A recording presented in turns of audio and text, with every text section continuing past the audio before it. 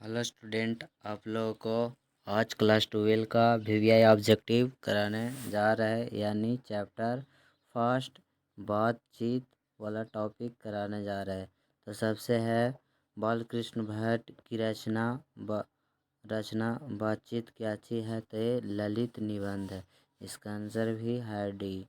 अगला चलते हैं बगैर लेट किए हुए क्वेश्चन। अगला है कि बालकृष्ण भट्ट किस युग के निबंधकार है, तो भारतेंदु युग के। आगे चलते हैं। अगला पॉइंट है कि बातचीत करने का अच्छा उत्तम कौन होता है। अच्छा उत्तम तरीका क्या चीज होता है, तो बातचीत का उत्तम तरीका क्या होगा, तो बातचीत का उत्तम तरीका जा कर के यहाँ पर आंसर अपने आप से बात करना, ये बातचीत का उत्तम तरीका बताया गया है। अगला है यहाँ पर संवाद में सबसे महत्वपूर्ण क्या चीज है, तो संवाद में सबसे महत्वपूर्ण आत्मीयता है। आगे चलते हैं। बालकृष्ण भट्ट का जन्म हुआ था। बालकृष्ण भट्ट का जन्म कब हुआ था, तो बालकृष्ण भट्ट का 23 जून 1844 में हुआ था। आगे चलते हैं। संयोगता स्वयंवर रचना है, तो एक किसका रचना है, तो श्रीनिवास दास का रचना है। आगे चलते हैं। अगला है कौन सी रचना बालकृष्ण भट्ट की नहीं है इसमें, तो इसमें कौन सा रचना बालकृष्ण भट्ट के नहीं है, तो परीक्षा गुरु है, बाकी सब इसी का रचना है। आगे चलते हैं। अगला है कि कौन सी रचना बालकृष्ण भट्ट की है, तो इसमें कौन सा रचना बालकृष्ण भट्ट के, तो रेल का विकट खेल है। आगे चलते हैं। 19 नंबर, बालकृष्ण भट्ट के कौन सा मासिक पत्र निकाला था, इसे कौन सा पत्र मासिक निकाला था, तो हिंदी प्रदीप्त।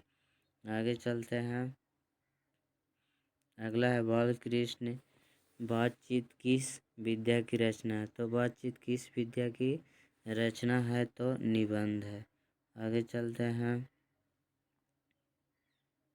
अगला है रॉबिन्स क्रूसो ने 16 वर्ष के उपरांत किसके मुख से एक बात सुनी थी, तो किसके मुख से एक बात सुनी थी, तो फ्राइडे के।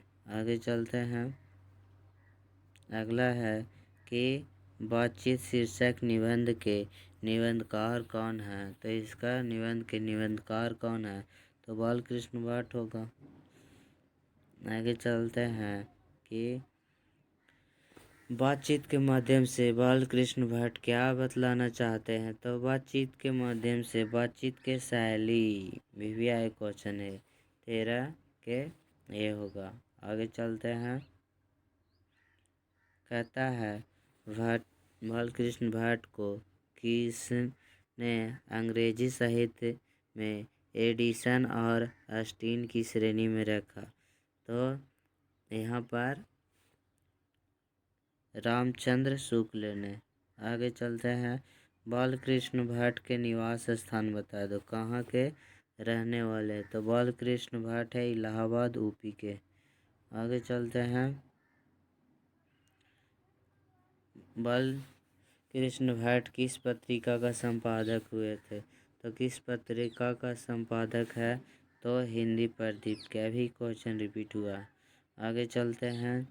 अगला है बालकृष्ण ने हिंदी प्रदीप नामक मासिक पत्रिका कब निकाला, यानी कब प्रारंभ किया, तो ये 17 के कौन होगा, 1877 में होगा। आगे चलते हैं।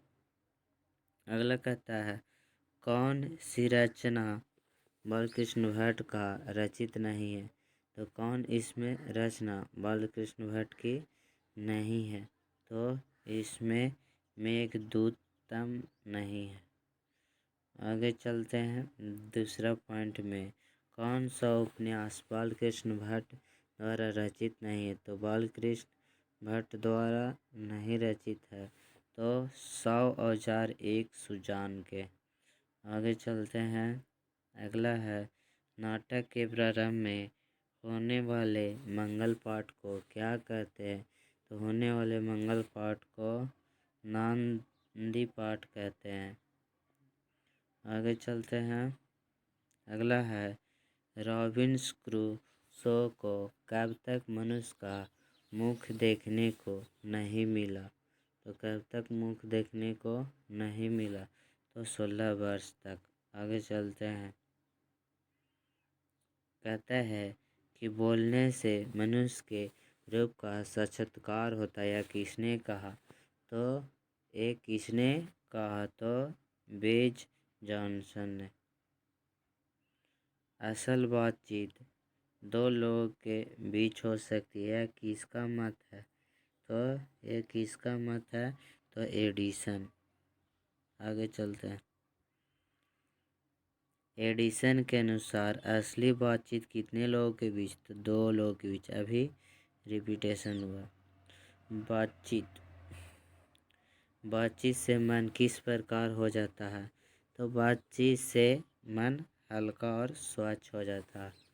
हल्का और स्वच्छ हो जाता है। आगे चलते हैं, बोलता है कि इसके न होने से सृष्टि गूंगे प्रतीत होता है। तो वाक शक्ति को मतलब प्रतीत होता है। आगे है आर्ट ऑफ कन्वेंशन कहाँ के लोगों में सर्वाधिक प्रचलित है? तो आर्ट ऑफ कन्वेंशन कहाँ के लोगों में सर्वाधिक? तो यूरोप के लोगों में भी आई है आर्ट ऑफ कन्वेंशन के बारे, मतलब बातचीत करने की कला को आर्ट ऑफ कन्वेंशन कहते हैं। अगला बालकृष्ण भट्ट किस काल के कवि हैं? तो बालकृष्ण भट्ट है जो किस काल के कवि हैं? तो ये आधुनिक काल के, मॉडर्न काल के है। सबसे पहले कुछ याद रखना। बातचीत, पहला पॉइंट, बातचीत के लेखक के जन्म मृत्यु कहाँ से बिलोंग करते हैं, किस काल के कवि हैं वो, और फिर वो निबंध है कि कहानी? तो ये निबंध है। ये 5 पॉइंट क्लियर करो, फिर इससे ऑब्जेक्टिव तुम्हारा बेहतरीन क्लियर हो जाएगा। तो वीडियो अगर अच्छा लगा तो लाइक सब्सक्राइब और करना ना भूलें। तो अब स्टॉप करते हैं, मिलते हैं अब नेक्स्ट वीडियो में।